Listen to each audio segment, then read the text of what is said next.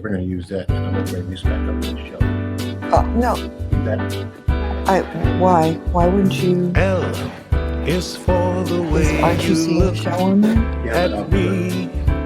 O is for the only one I see. V is very, very extraordinary. E is even more than anyone that you adore can love. Is all that I can give to you. Love is more than just a game for two. Two in love can make it. Take my heart and please don't break it. Love was made for me and you. Hey, welcome to WBGR Sports Network and the Tom the Bomb Sports Talk Show. And this is the day that the Lord has made. We will rejoice and be glad in it. If you don't think it's a great day, just try missing one. And we, L-O-V-E, love sports. Here on the Tom the Bomb Show, I'm your host, Tommy Wood, and my lovely, lovely co-host today, Dr. Lauren V. Wood. Hi, everybody. And we got another fantastic show for you today. Hey, look, if you want to call in, this is a live show, you want to give shout outs, the number here is 301-429-9247. That's 301-429-9247. Okay. Hey, we got trivia today. So, today's trivia question is, who is the first American to win a gold medal in boxing in the Goodwill Games? That's the trivia question. Who is the first American to win a gold medal in boxing in the Goodwill Games? So look, before we get started with the sports, and we got a lot of fantastic sports for you, we do have the lovely Dr. Lauren here, so we want to take advantage of her. So she's going to give us a COVID update and specifically on the variants that you want to know. So let's go right to Dr. Lauren. Okay, hi, everybody. So it's been a while since I've been on the show, and I just wanted to give you a quick update on the variants people have heard about and vaccines, and we're in the holiday weekend and people are enjoying summer and moving about. So the quick thing is, what are the variants?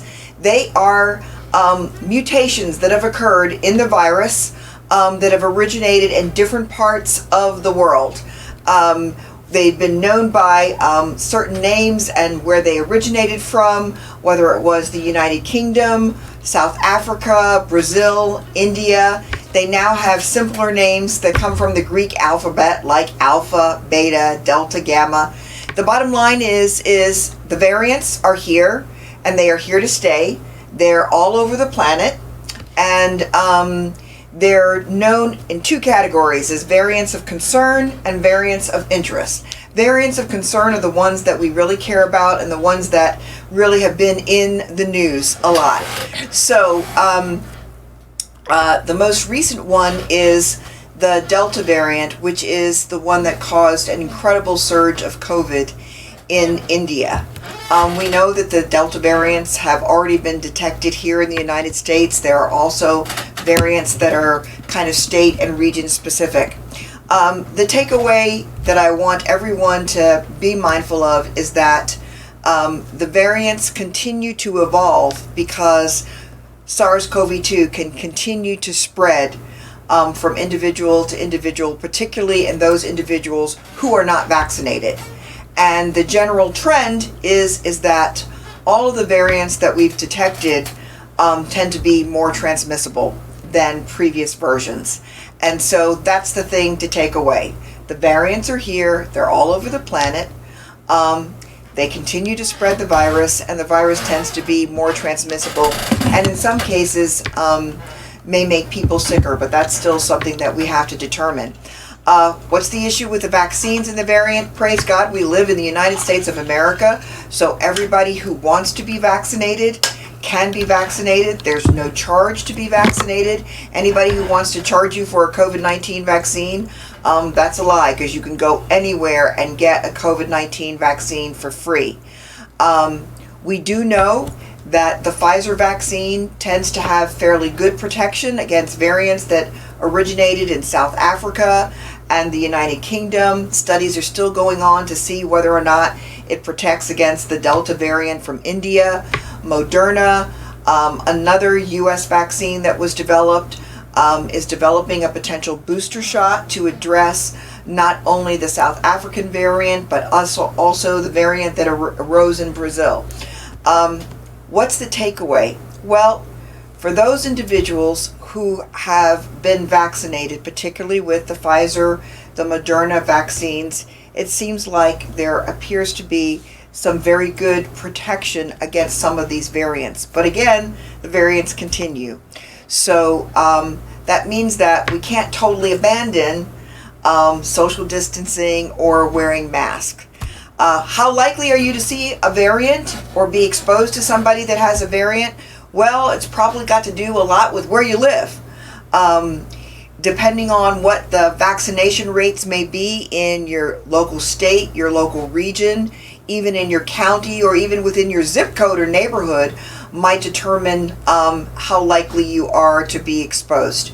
So the key issue is the vaccines that have been licensed in this country, Moderna first, Pfizer, and then J&J, have done what they were designed to do. And they were designed to prevent serious disease that causes people to go into the hospital and to keep people from dying.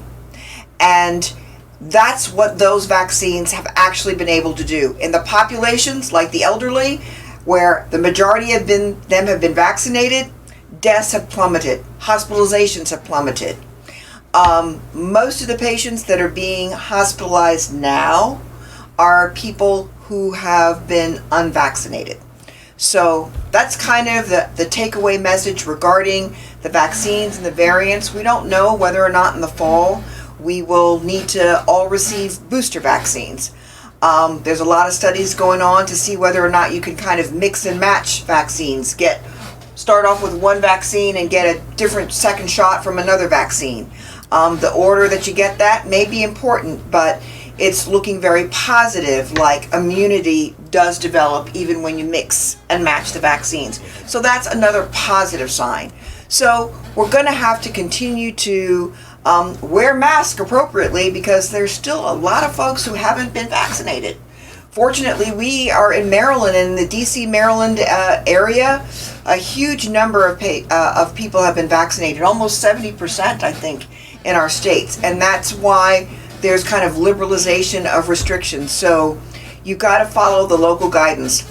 Keep vaccines and masking separate. I think that we all have to continue to mask when we're going to be in situations where we're indoors, exposed to a lot of people, where we don't know whether or not they're vaccinated or not, and we're going to have to keep our distance. So that's the update.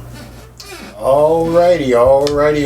Thank you, Dr. Lauren. And look, we know she always covers us on COVID, but we're going to make her do sports today. We're going to make her talk sports today. Okay. So look, we got a lot of good sports, so I need you guys to listen fast. And we're going to start off with the NBA Finals are all set.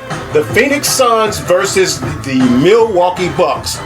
After one of the strangest postseasons, after the most strangest postseasons ever, the NBA Finals are finally here. The Suns have never won a title, and it was 1971 since the last time the Milwaukee Bucks won a title.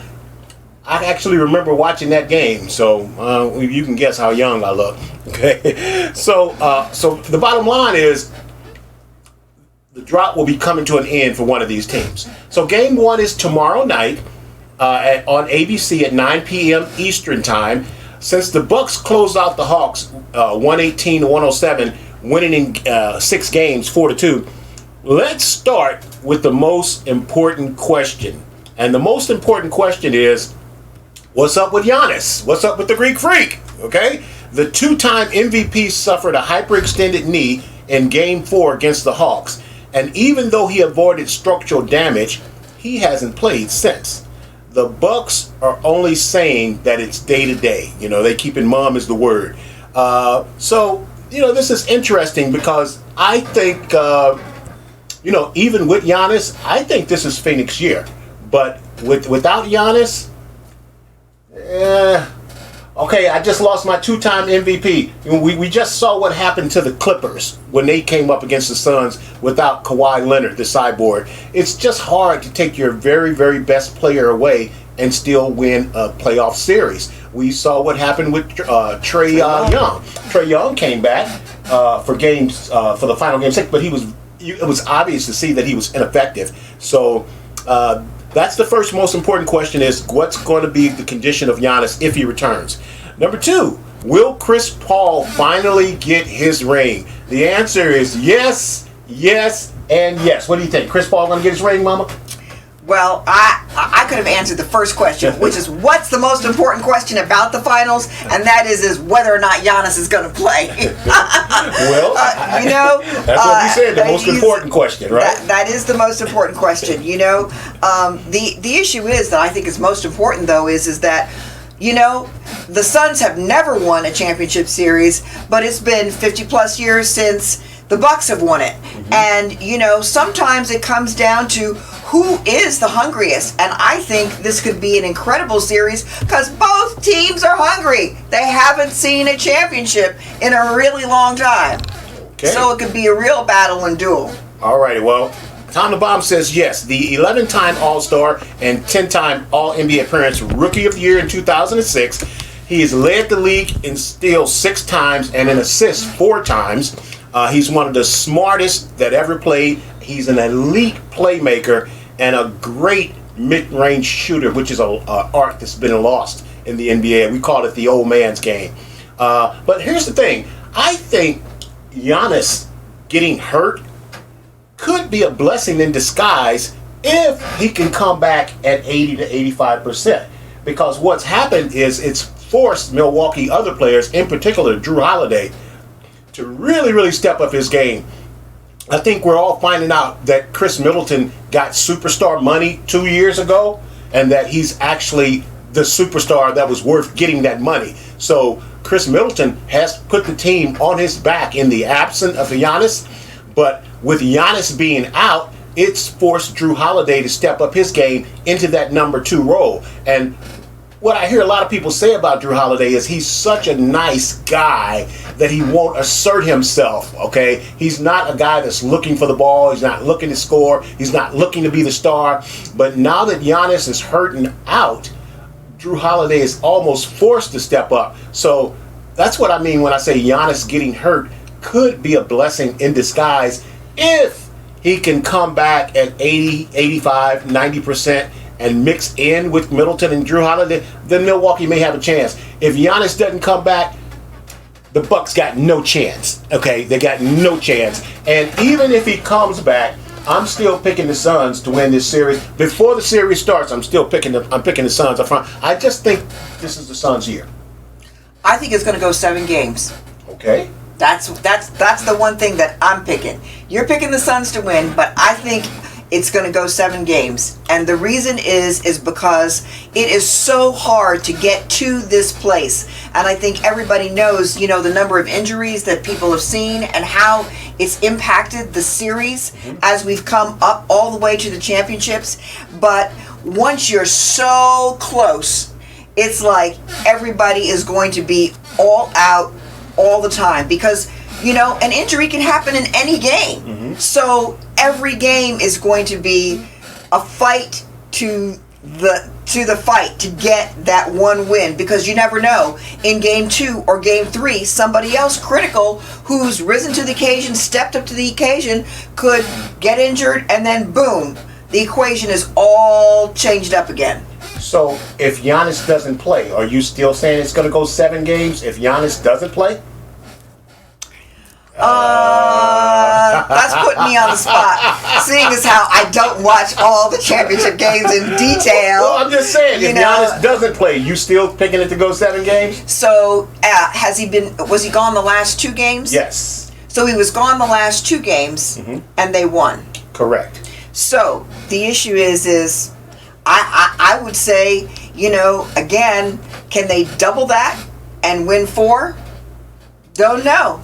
Well, to the Bucks, for the good news for the Bucks is if there had been a Game 7 against the Hawks, they were thinking that Giannis might be able to play in a Game 7. So if he could have played in a Game 7, then conceivably he should be able to play in Game 1, at the worst Game 2 in the finals. So that's kind of the good news for the Bucks fans, and that's why I say even if he can come back at 80 to 85%, this could be a blessing in disguise for the Bucks. But I still like the Suns.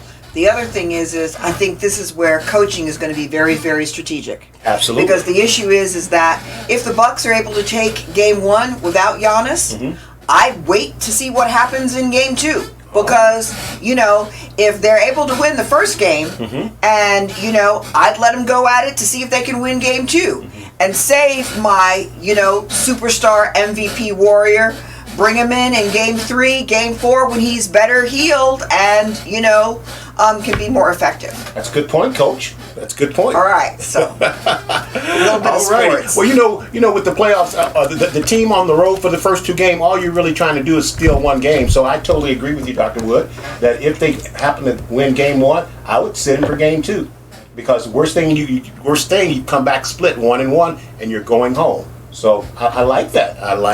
I told you guys she knew sports. She's been fooling you guys with this medicine stuff. Okay. So look, let's move on to the MLB news and updates. The Major League Baseball All-Star Game is set for Tuesday, July 13th.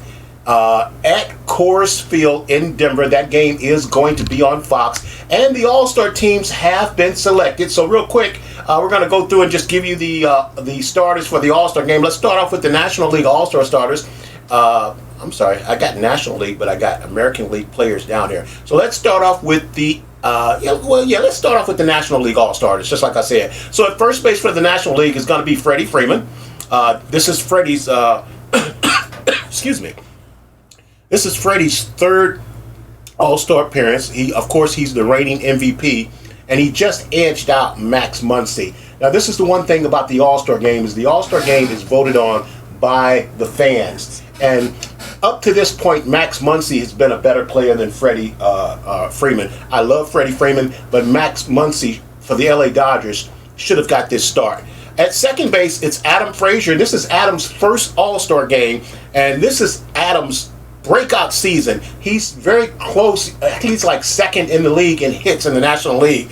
And Adam just forced his way in because everybody thought that Ozzie from the Braves would get this nod, but Adam Frazier got it for him. At third base is my St. Louis Cardinals, Nolan Arenado. This was a no-brainer. Nolan's having a decent year for Nolan, but this All-Star Game is going to be in Colorado, in Coors Field, and Nolan Arenado has spent his whole career in Colorado, and now they traded him to St. Louis, and we're bringing the All-Star Game back to Denver, and you're not going to have Nolan Arenado starting? The fix was in on this one. At shortstop is Fernando Tatis Jr., and believe it or not, this is just his first All-Star Game. 2020 All-Star Game was canceled. So this is his first All-Star. He already seems like a 10-year All-Star in his 2nd year. So Fernando Tatis gets the nod. He was also the National League leading vote getter. At catcher, it's Buster Posey. This is Buster Posey's 5th All-Star Game for the Giants. Interestingly, Buster set out 2020 for COVID. He set out. He didn't play the whole season. He didn't want to chance it. And for Buster Posey, sitting out for a year really helped him. It rejuvenated it. He got his legs back, because as a catcher, that's a very strenuous position. And Buster Posey's come back to his All-Star form. Yachty pushed him hard, but Buster Posey gets the nod at the start. In the left field is Nick Castellanos, and this is his first All-Star appearance. And Nick is having an MVP season. Nick is leading the National League with a .346 batting average. He has an OPS over 1,000, and he is having an MVP season. Now, this is interesting because if Nick doesn't win MVP in the National League, the guy that's going to beat him out is his teammate who's starting, Jesse Winker. This is also his first All-Star appearance, and man, the Cincinnati Reds got the number 1 and number 2 guy in the league for the MVP race. So that team can really, really hit, like I've been saying all year. Starting pitchers real quick is Burns, Darvish, DeGrom, Gossman, Marquez, Rogers, Zach Wheeler, Brandon Woodruff. The relief pitchers is Hatter, Kimbrough, Malone, and Alex Reyes of the St. Louis Cardinals made it. Let's talk American League real quick. So at first base, we've got Vladimir Guerrero Jr. And I talked to you guys early in the year. Vladimir Guerrero at one point was leading the American League in the Triple Crown race. He's having an unbelievable season. He's also the leading vote getter of all the All-Star players. He's the youngest player to ever lead the All-Stars in votes. That's how great of a year. Well, like I said, he's a Triple Crown winner in the American League. So he was the youngest, he was the leading vote getter and the youngest player ever to do that. At second base is Marcus Semien. This is his first All-Star game, won't be his last. Marcus is one of 3 Toronto Blue Jays who's starting in the All-Star game. The Toronto Blue Jays have 3 players starting in the All-Star game, and Marcus already has 20 dingers as a second baseman. Already has 20 home runs. At third base is Rafael Devers. Now, if you guys remember, a couple of weeks ago, we talked about the top players in the Major League Baseball under the age of 25, and we had Rafael Devers at number 4, and people were like, who is Rafael Devers? Well, this is his first All-Star game because he's under 25, and he's with the Boston Red Sox, and he's leading the major leagues in RBI. So Rafael Devers at third base. Shortstop is Xander Bogaerts. This is Xander's second All-Star game. He's with Boston, and so it's interesting. So the Red Sox are going to man the left side of the field, and the Toronto Blue Jays are going to man the left side with Guerrero at first and Semien at second, both being Toronto Blue Jays, and Devers and Bogaerts at third base and short. So the Sox and the Blue Jays taking care of the infield for the American League. At catcher is Salvador Perez. This is his 6th All-Star game, and he's rounding into, I think, maybe one of the best catchers in baseball. Great defense, great bat. He's a total catcher for the Kansas City Royals. In the outfield, Mike Trout makes his 7th All-Star appearance. Now, Mike has been hurt, and he may not even play in the All-Star game, but he still gets the votes to get the nod because he's still, at this point, the best player in baseball. In right field, Aaron Judge gets his 3rd All-Star appearance. You know, he's not just getting our name. Aaron Judge has 18 dingers already. And then the big surprise in left field is Teoscar Hernandez, who is the 3rd player that's starting for the Toronto Blue Jays. Well, you say, who is Teoscar Hernandez? Well, let me just tell you this. Vladimir Guerrero is an MVP candidate in the American League, and being as good as he is, you want to pitch around the best players so you can get to the next guy because you don't want to pitch to Vlad Jr. And the reason they're pitching to Vlad Jr. is because Hernandez bats after him. That's how good of a season that Teoscar Hernandez is having, that they're not pitching around Vladimir Guerrero because Hernandez is batting behind him and giving him protection, and that's why he's an all-star. Starting pitchers is Beaver, Cole, Evaldi, Kyle Gibson, UC Clutchy, and the relief pitchers Matt Barnes, Aroldis Chapman, Liam Hendricks, Presley, and Soto. In the DH for the American League is Shohei Ohtani, and we can just say the show. Now, let's take a little time and talk about the show, okay? So, first of all, let's talk about the show. He's got a new nickname. They're calling him Babe Ruth Jr. Yeah, you heard me right. Babe Ruth Jr. The Babe. more than a legend. Look. That's right. Ohtani is the biggest story in baseball. Babe Ruth Jr. Some of the critics say, no, he's not Babe Ruth Jr. Some of the critics are saying he's better than Babe Ruth. Shut your mouth. But I'm talking about Shohei. He says that in 2021, he leads the league in home runs.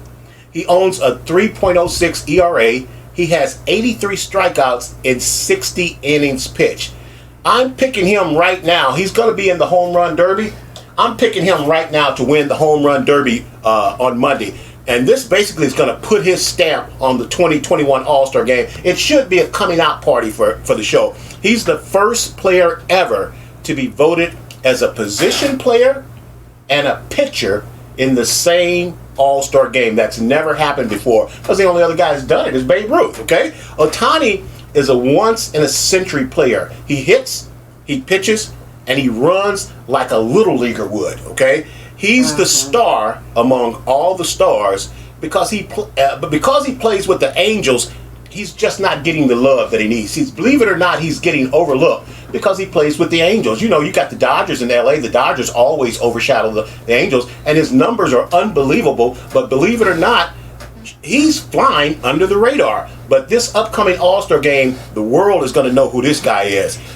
He won't be flying under the radar anymore. Not for long. And the one thing that I do notice about Ohtani is when he swings his bat, the velocity that he whips it around, I really would love to see the science of that, because it seems like he has a velocity where he is able to just curve that bat around faster than I've seen a whole lot of people hit. And that's why it's flying 400 yards, 450 yards out in Never Never Land.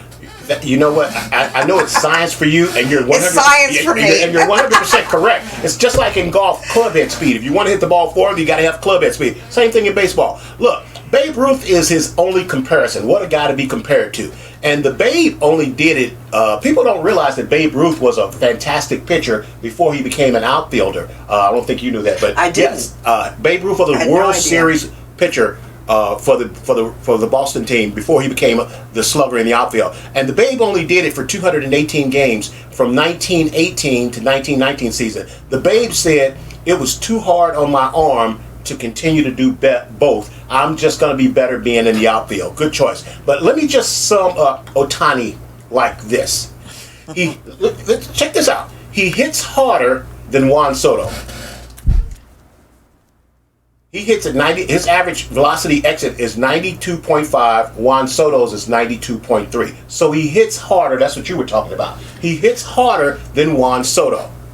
He throws harder than Yu Darvish. His average speed of pitch is 95.4 miles an hour. Yu Darvish's is 94.8 average mile per hour. And he runs faster than Randy Arozarena. You guys know how much I love Randy Arozarena. Ohtani has 28.9 sprint speed, and Randy Arozarena has 28.7. So he's faster than Randy Arozarena, and he leads the majors in home runs. Check this out, and bunts for hits. Wow. I don't believe there's ever been a player in the history of Major League Baseball that has led the league in home runs and bunt hits. Who is this guy? This guy's an alien. He's a cyborg. That's never happened before. He's the first American League player ever with 31 home runs and 12 stolen bases by the All-Star break. Nobody has ever done that. Well, American League players have never done that. So that's Shohei Ohtani, and you're going to find out who he is this upcoming week with the All-Star game. Hey! It will really be showtime. Showtime. S-H-O time. Showtime. That's right. Hey, look, this week on the PGA Tour, we were at the Rocket Mortgage Classic, okay? And Cameron Davis, check this out. Cameron Davis missed more putts than Tommy Wood. He did. But Tommy Wood ain't no pro, okay? Cameron Davis missed more putts than Tommy Wood, and he still won in a 5-hole playoff over Troy Merritt. See, I tell you what that is. That's just Tommy beating Troy. That's what that is, okay? You got to go deep on this one. That's just Tommy beating Troy, okay? That's all that is. He beat he beat Troy Merritt and Joaquin Neiman to claim the $1.3 million first place check yesterday. Get your kids out playing golf. He finished at 18 under par, firing a final round 67 to get into the playoffs. This guy, this was the classic verbiage that he backed into a win. This guy had 4 chances to win the golf tournament with birdie putts, and he didn't make any of them. And eventually, Troy Merritt bogeyed a hole, and Cameron won the tournament in the playoffs with a par. Congratulations, Cameron Davis. Gets 500 FedEx points and a check for $1.3 million. That's pretty good for 4 days' work, right? Pretty good for 4 days' work. I should get me a job like that. What do you think? Hey, I should get me a job like that. Don't you? Yes. Yeah, you'd be rooting for me, right? $1.3 million for 4 days' work. Go, honey, go. Exactly. Go, honey, go. Hey, look, the lightning rod. Let's moving on. We know we had the Olympic trials. The lightning rod of the U.S. Olympic trials has been Sha'Carri Richardson, and this has just been all over. Anywhere you look, it's Sha'Carri Richardson. The suspension Sha'Carri Richardson's positive marijuana test has left a marquee event of the Tokyo Olympics without one of the U.S. most captivating athletes.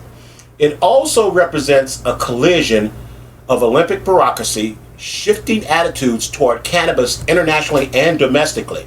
The suspension has left many U.S. fans saddened, stunned, and confused, while many question why should she use drugs anyway, knowing she's going to be tested, a drug that's widely known to be on the list of banned substances. Others wonder why a substance that a majority of Americans regard as harmless remains on the list alongside anabolic steroids and other masking agents. Well, I understand that the Olympics have the ability to sanction players based on conduct and for using performance-enhancing drugs, but there's no evidence that cannabis is performance-enhancing. Physician and marijuana researcher Dr. Sue Sisley said, "This seems genuinely unfair that we continue to punish athletes based on a test that should not even be done. So why do the Olympics continue to test for THC at all?" Well, there's a lot of reasons for that. Richardson, 21, she didn't violate any codes pertaining to fair play. By now, we've heard the situation that put Richardson under pressure that she used marijuana in Oregon, where it's legal, by the way. The World Anti-Doping Agency lists THC as a substance of abuse alongside things like cocaine, heroin, and MDMA, which is ecstasy. It tests athletes for substance only during competition and not during their training, when most of them are using it recreational anyway. Richardson's month-long suspension disqualifies her championship performance at the trials and will prevent her from running in her signature 100-meter race. She still may be able to compete in the 400 relay if the U.S. track and field officials decide to include her on the Tokyo team roster. WADA's policy for substance abuse to be placed on the banned list, this is what they say has to happen for something to be on the banned list. Number one, they have the potential or proven ability to enhance performance. Number two, they have the potential to cause harm to an athlete. And then third, their use is considered against the spirit of the sport, whatever that means, okay? So athletes in other sports have become increasingly public about their marijuana use. Basketball star Natasha Cloud said, "It's time to break the stigma surrounding athletes' use of marijuana." Cloud goes on to say, "I have my medical card and I play at the highest level my sport has to offer, and I use marijuana for anxiety, recovery, and sleep." Richardson said, "I used marijuana to cope with the revelation that her mom had recently died. That sent me into a state of mind, a state of emotional panic on Friday morning on the Today Show," she said. So the way WADA classifies substance abuse, harmful and against the spirit of sport, well, look, by that definition, many drugs, including alcohol, conceivably fall under that same definition. What about cigarette smoke? It causes harm, okay? So Representative Alexandra Ocasio-Cortez, Democrat from New York, she called the decision to suspend Richardson rooted solely in the systemic racism that long-driven anti-marijuana laws. The USADA must undo this archaic, inhumane, and unscientific policy. President Biden chimed in. President Biden said on Saturday, "Everybody knows of the rules going in. Whether this should remain the rule is a different issue, but the rules are the rules." But I was really proud of the way she responded, President Biden said. I agree with the president. What do you think? I agree with the president as well. So shifting views in the United States, this is very much a political thing, okay? Shifting views in the United States, prominent sports leagues have relaxed restrictions and punishments for marijuana use. Pro leagues are looking at allowing athletes to use marijuana to treat chronic pain. The NFL recently made significant strides, forming a pain management committee and pledging $1 million to research marijuana as a treatment for pain. Just like with COVID, science should be leading the way here. There is no science to banning cannabis. The best approach would be for the Olympic officials to just remove it from the testings. What's your thought on that, Dr. Wood? I think that there are a lot of issues regarding drug testing, and so I think the fact that we know that for a long-standing time, marijuana, and specifically the THC in marijuana, has been used for medicinal purposes. We also know that the issue is that marijuana can impair judgment. It has a whole host of, like many things, both positive and potentially some negative effects. And so the real question is whether or not it meets the criteria of a substance of abuse. And that's changed because, again, in the United States, states are increasingly relaxing laws regarding marijuana because they don't consider it to be a substance of abuse. In other areas of the country and of the world, people still consider marijuana to be a substance of abuse. Okay. So, hey, look, we're going to take a pause not for the an easy calls question. because Jesus is the reason for the season, and then we're going to come right back with our Olympian guest.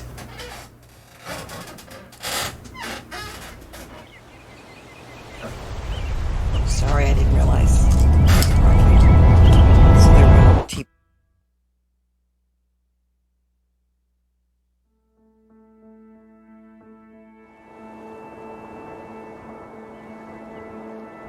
Sheltered by the Sea of Cortez, Danzante Bay is a pure and peaceful oasis, an uncrowded retreat where your options are as vast as your views. If you're seeking a vacation that defines luxury and the true relaxation, look no further than Villa del Palmar at the islands of Loreto. A splendor of true Mexican hospitality effortlessly blends with rich materials and insatiable comforts to bring guests the ideal home away from home experience. With its quiet beaches, scenic vistas, rich history, and an astounding surrounding natural habitat, you'll feel as though you've been swept off to paradise.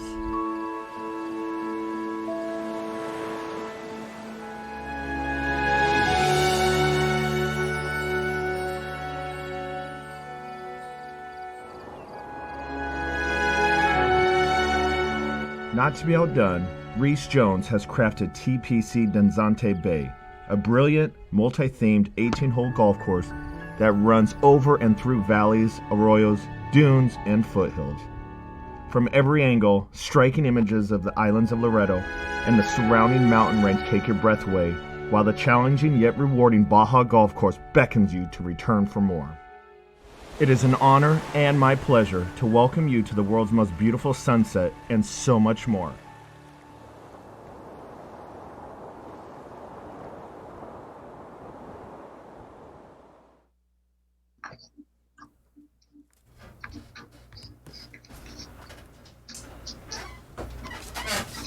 Okay, today's guest is an Olympian. He's the first, well, actually, we're going to save that. He's a two-time world junior featherweight, a one-time bantamweight champion with 12 national championships under his belt. He's held 7 Golden Glove titles in the light flyweight and flyweight division, and held 4 world titles.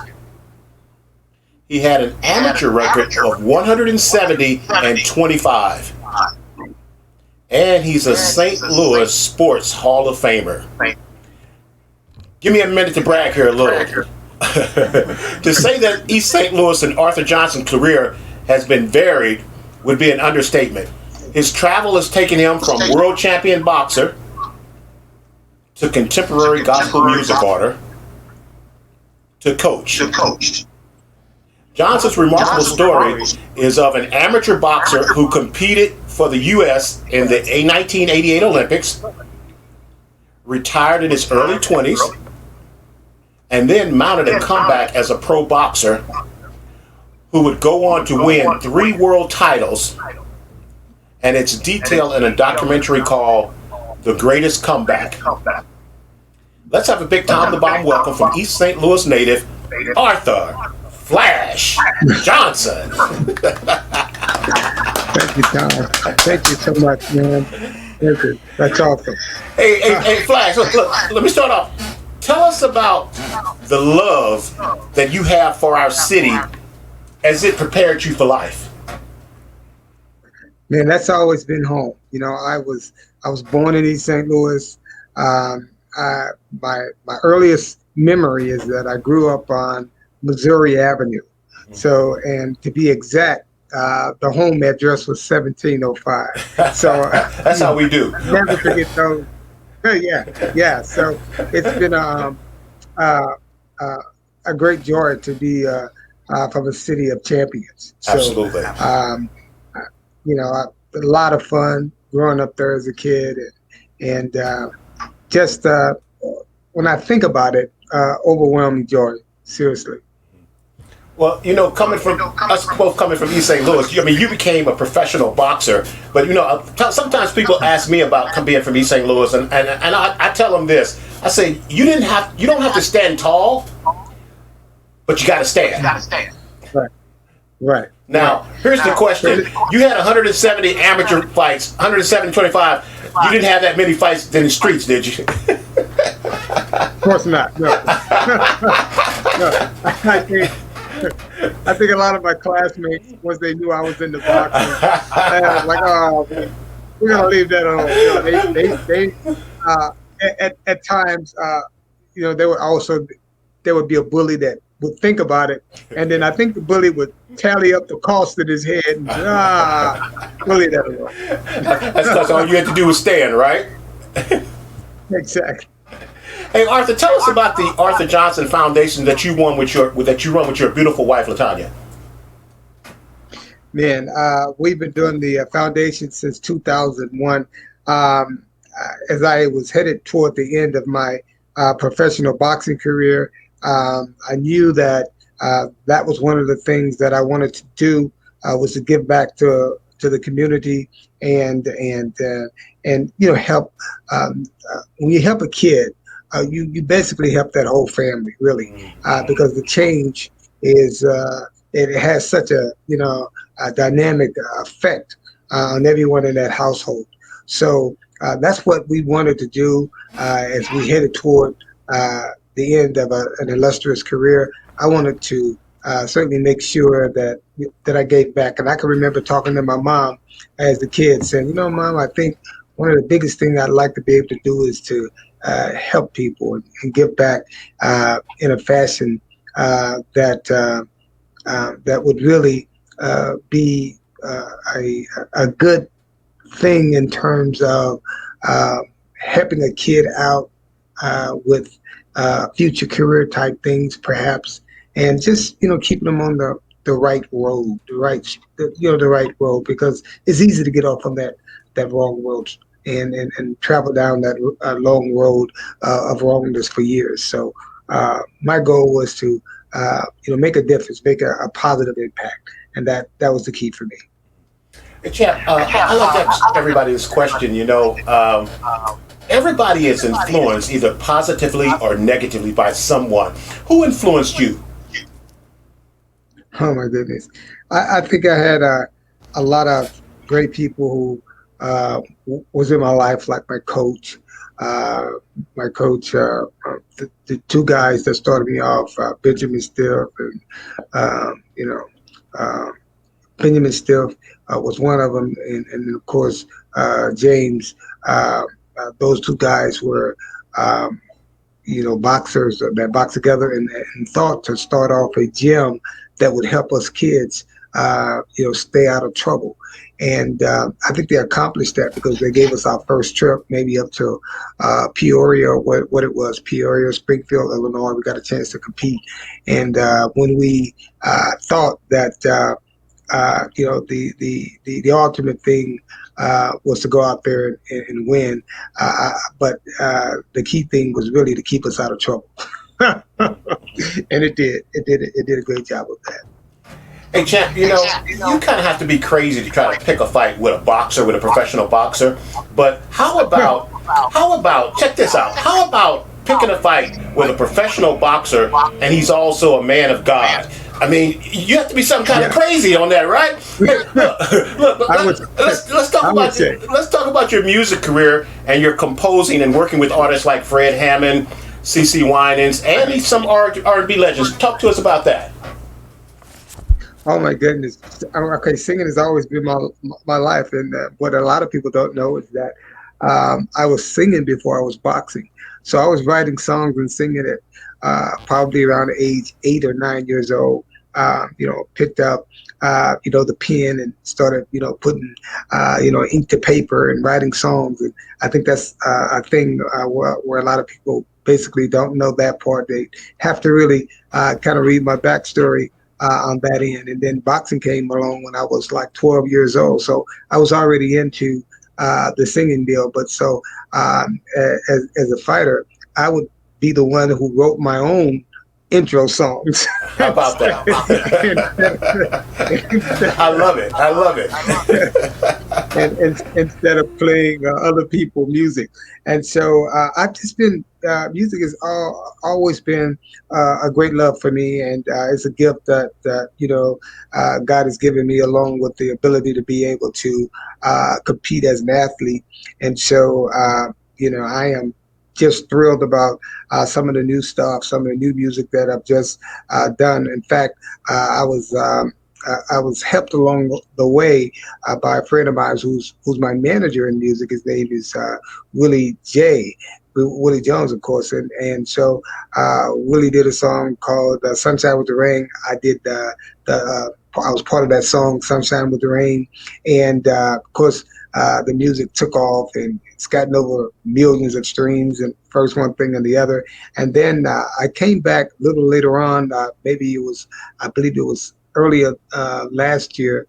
I think it was 5 months ago. 5 months ago, I think we're going to start, I'm going to say in January of this year, I wanted to get this song out called Time is Changing, and because it really speaks to our current position in life, and so we put together this song.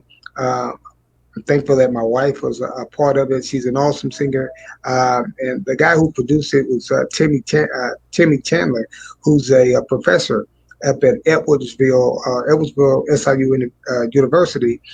He came along and he did a great job producing the song, as well as my son, who played a part in it on the drums, and Josiah George, who played the guitar. And so we all came together to make this great song, man. And today, listen, we got over 250,000 streams on that song. It's called Time is Changing, and it's really talking about the world in which we're living today, about those changes that needs to happen for our people, and I think it's a great message. It's definitely food for thought, man. When you listen to it, it's definitely food for thought. Well, look, we're a little short on time today, but we're going to feature that song for you on a future show for sure. Hey, look, you and I talked a little bit earlier, and you didn't. I don't know if you knew this, but you've already been on the Tom the Bomb show when we did our City of Champions, and just all of the great athletes that come out of the city of East St. Louis. I had a list of over 400 athletes. And there's no way I could cover 400 athletes, Arthur, so I had to cut it down to the top 20. Wow. And guess who made the top 20 athletes out of East St. Louis? Wow. That would be you, my friend. So tell us, how does it feel to be a St. Louis Hall of Famer? Well, it sort of caught me by a surprise, and it's great to be mentioned with folks like, of course, Jackie Joyner, that's a part of that, Ozzie Smith, and the names go on and on and on and on. And to be considered as a Hall of Famer is a great privilege for me. Really, it's a good feeling to feel that, listen, I've done the best that I could do, and there's a bunch of folks that says, hey man, we think we ought to remember this and make it something that future generations will see. That's awesome. Hey, look, Arthur, this is probably something I wanted to ask you off camera, but I'm going to ask you anyway, because this is just something that I personally want to know. Look, you have had the privilege of calling Muhammad Ali my friend. What is that like, man? Tell us about the greatest. Well, we're from the same boxing family. Angelo Dundee was our manager. Angelo Dundee managed not only Ali, but he managed Sugar Ray Leonard, George Foreman. I mean, the list goes on and on. So we had that whole family there. In fact, when Angelo passed, my good friend Ali sit right in front of me. So So it's those kinds of things where we, I say this to people, often when I talk about Ali, is that, hey, man, I don't think we ever really had a heart-to-heart, conversation about anything, specifically. But Angelo Dundee would always be talking about Muhammad Ali to me, and then talking to Muhammad Ali about me. So we were just connected, and when we saw each other, it was just a feeling of, how you have family members, you don't see them all the time, but hey, that's family, and so that's been the real joy, there, and to know to have been from a string of a line or a string of champions like Ali and the great Leonards. It's just awesome. Look, you had a professional boxing record of 22-6, if I'm not correct. I want to ask you this: tell us about the 10-0 fighter versus the real 10-0 fighter. Now, this is boxing terminology. Talk to me about that. Yeah. Here's the thing on that.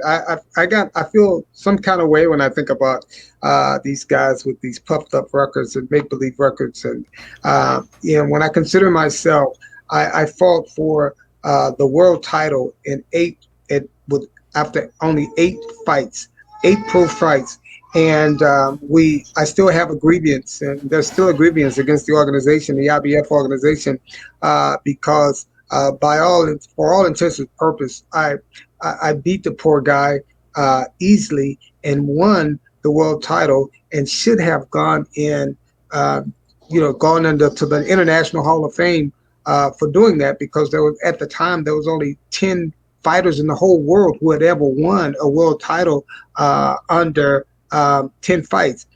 So when I think about these guys, there's a 10-0, and I say this, jokingly, but then there's something deeper there when I say there's a guy who's 10-0, and then there's a guy who's 10-0. There's a guy who's 10-0 that's puffed up. He's taken a lot of guys. He's fought a lot of guys who actually shouldn't even be there.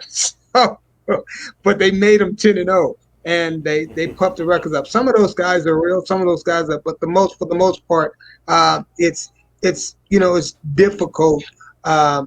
Because everything has become about pushing papers and in an old term fashion of wording, pushing paper and faxes. That's that sort of thing, and getting guys out there who really shouldn't be out there doing it. And some of those guys are just it puts a very distasteful taste in the mouth of somebody who actually know the game, who actually know the sport, to see it happen the way it happens. But, boxing will be boxing. And again, like I said, I still have an grievance against the IBF. We're waiting on them to make that right. And so if they can do it for people like the Roy Joneses in the world, and the other folks that, file their complaints, and first one thing and the other, they can make it right for Arthur Flash Johnson, because that certainly should have happened. I mean, I think Angelo Dundee died, trying to make that right. And one of the reasons why I think they got away with it for so long is that it was never seen on national television. So it's out now. It's out on YouTube, and I'm sure people will get a chance to view it and continue to voice their opinion about, hey man, you guys need to change this stuff. This is wrong. Flash, I've even heard some of your opponents say exactly what you're saying about that particular fight of yours. So that's absolutely anybody that saw it knew you got robbed on that. Hey, look, we got not a poll question. We have a trivia question today, and I'm getting ready to run it by you. And you better get this right. Okay. So our trivia question for today is: who is the first American to win a gold medal in boxing in the Goodwill Games? Now, let me just say, before you answer, a lot of people don't realize that the Goodwill Games were designed to bring the Russia and the United States together in goodwill. Absolutely. So who was the first American to win a gold medal in boxing in the Goodwill Game? Okay, now I saw this question like many years ago, and it had it had a few options on there. And if I could tell you the option, it had Muhammad Ali, Sugar Ray Leonard, Frazier, Arthur Johnson, and I can't think of the other person's name, but I'm going to safely say Arthur Johnson. Yeah, that's it. My milkman named Arthur Johnson. My milkman is the first.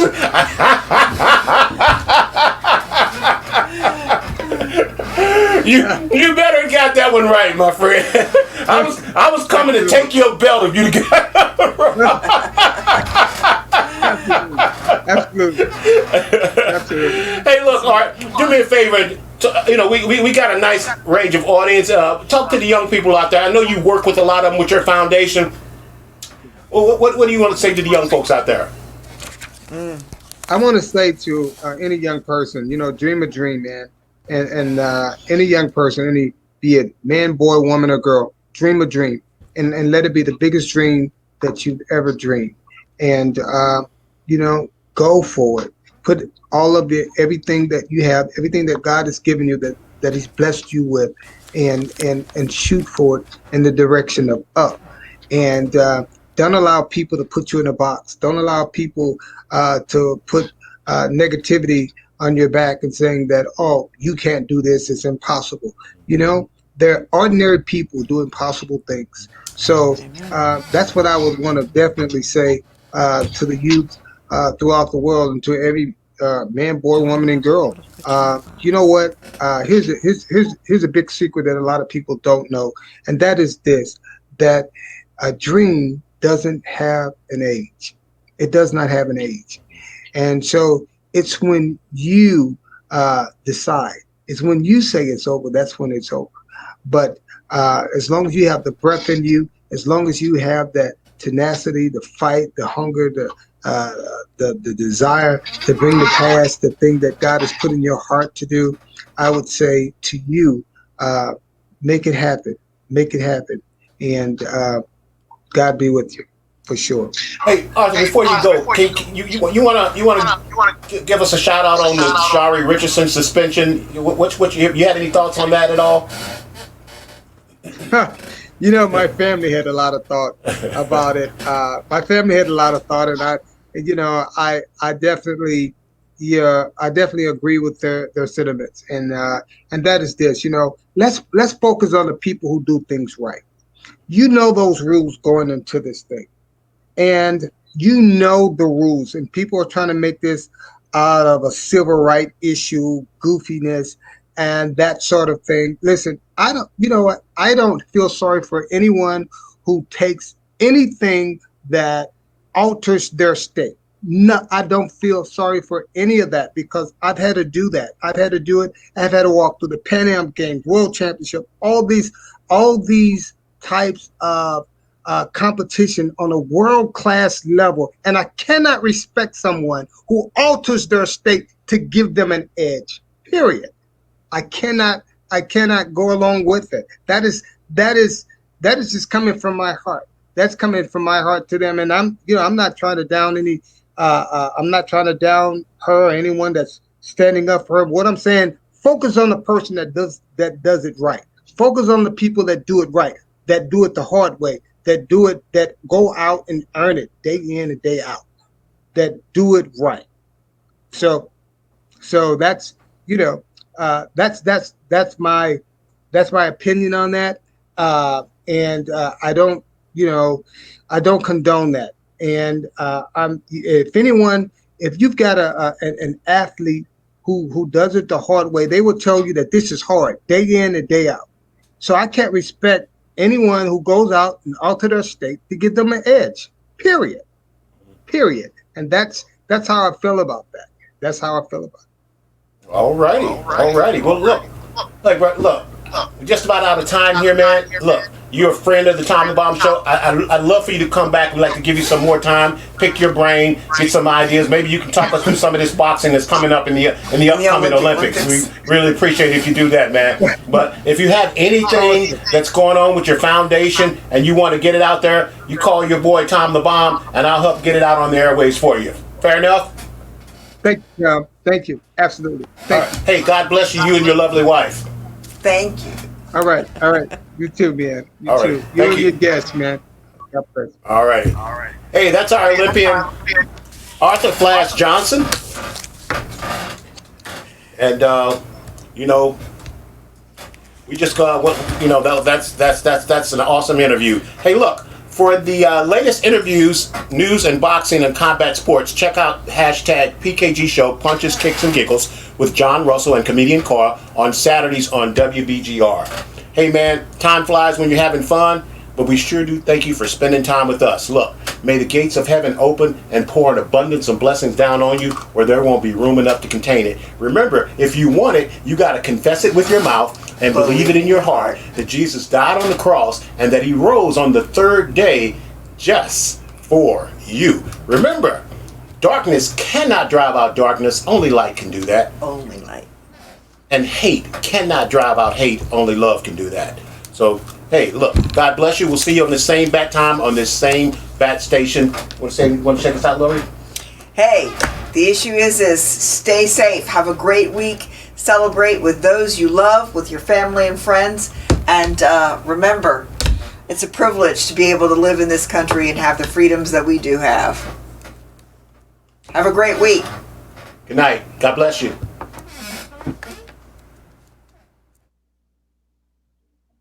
Love is more than just a game for two. Two in love can make it. Take my heart and please don't break it. Love was made for me and you.